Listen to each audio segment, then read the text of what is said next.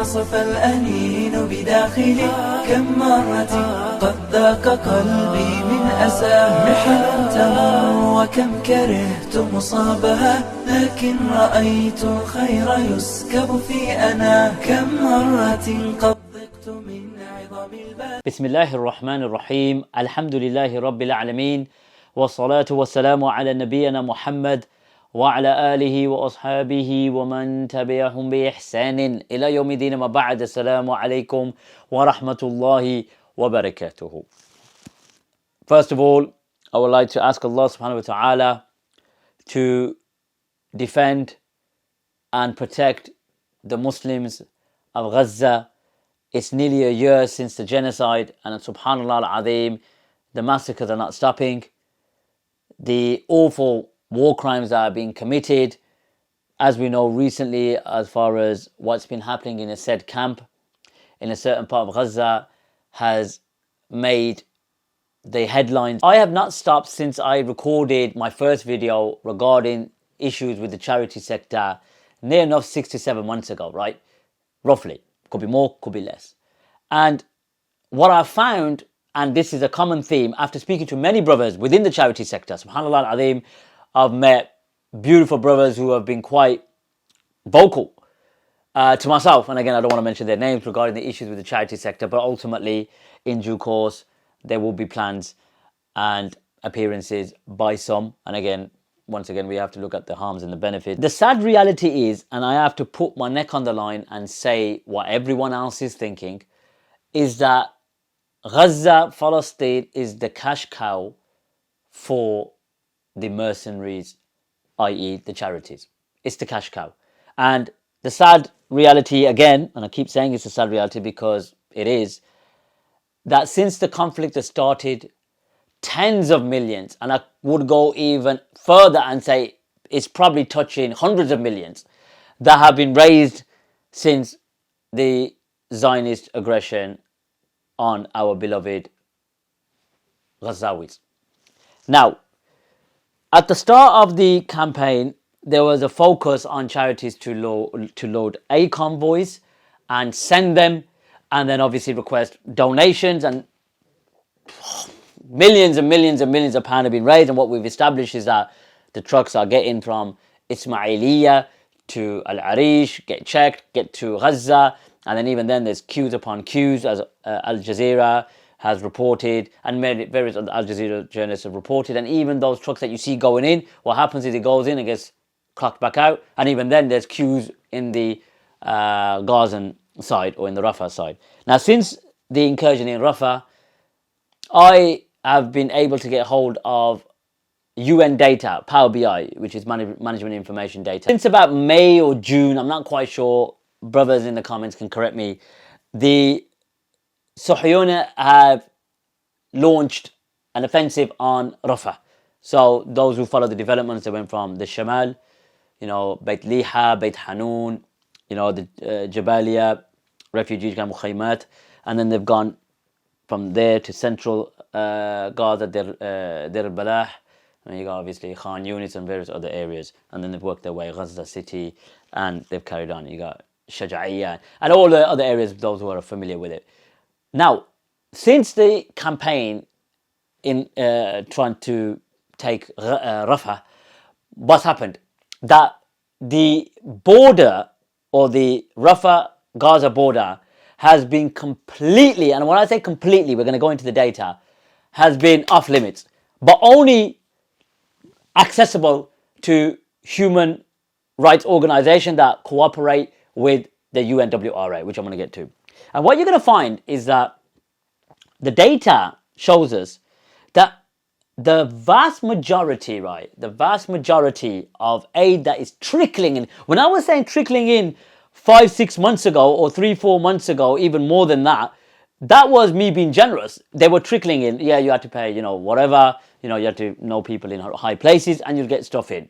And then those trucks that were waiting outside, and we're talking about international NGOs, right? International, not just the UK. Like I said, the UK charities act as if they're the lifeline, which they're really not. So what I'm going to show you today is since May until the 31st of July, because that's when I've got the data with Power BI updates weekly. So we're probably going to get the new data from the UN. But if I checked it today, maybe it's available today. So let's go into it and show you the data. And we would like to ask these charities, right? We don't want to hear, oh, we're waiting for the war to be over and then thereafter, we'll start transferring the money and whatnot. You're sitting on a nice, comfortable gift date, aren't you, to be fair? So it's all about the Benjamins. But let's get into it. So as you can see on screen, we've got UNWRA and we've got Gaza supplies and dispatch tracking. So that's the Power BI management information data tool that's accessible. So you can see, right, that from the 31st, so I'm going to show you data from the UN, right, clearly highlighting that aid trucks have been trickling in, which is exclusive to them, right, to them. To add as well, these are trucks that have been received, right, received.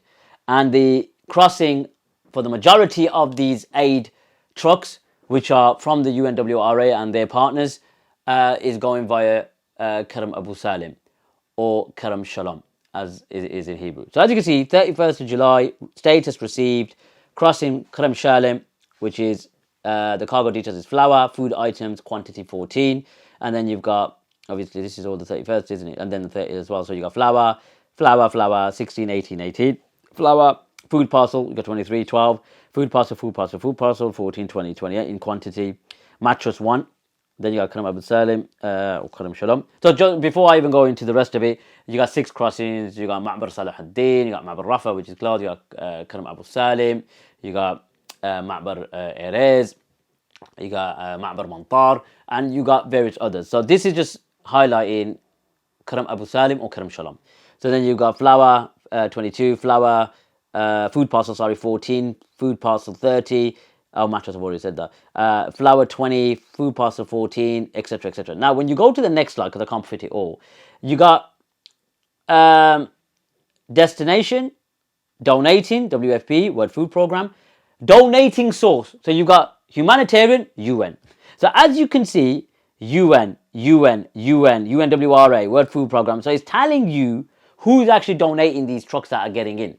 Or if not, at the border crossing of Karam Shalom. Humanitarian, UN. You can see count of trucks and it says 1, 1, 1, 2, 2, 1, 5, 2, 3, 1, 2, 3, 1, 1, 5. And you can see it's all UN trucks. Let's carry on. We're just going to show you the data. Let me just go next. There you go. So this is another aspect of the data. So you got 30th, 29th, all the way to the 27th. And you can see mattress, food parcel, Karam Shalom, and you got obviously 2014. And all the data there, I'll leave it on screen. I don't want to, keep repeating it. So it's all there on screen for you.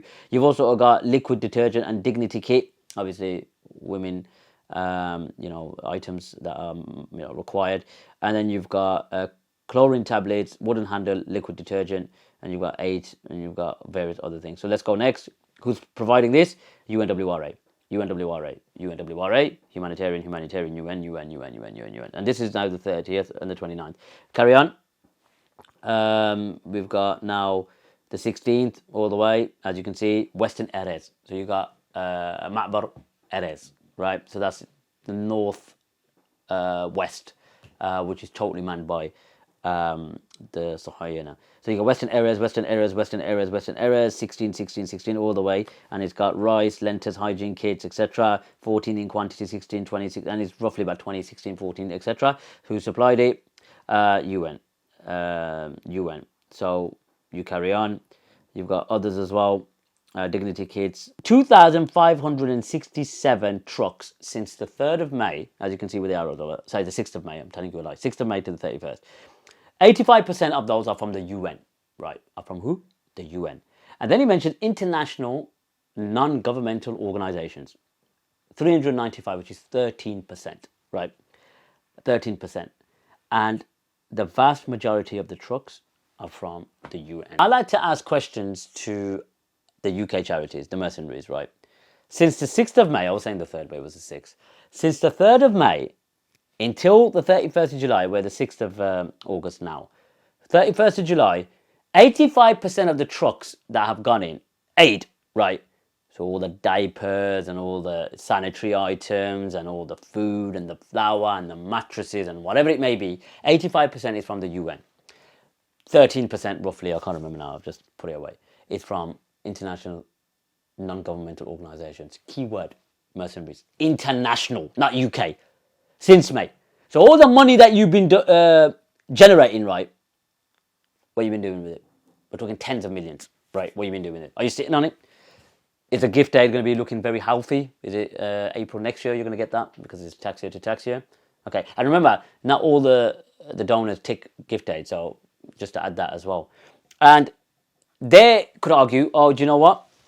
And don't get me wrong, I've been speaking to Palestinians in Egypt, and I've been speaking to various Palestinians in the diaspora, and they've been giving me information regarding how they get funds, limited funds, into Gaza. And I'll speak to those charities privately, and they've confirmed, and I've also got information. So let's leave that to one side because, you know, the charity commissions, or charity commission. Now, finances or transferring money into Gaza is very, very difficult right now.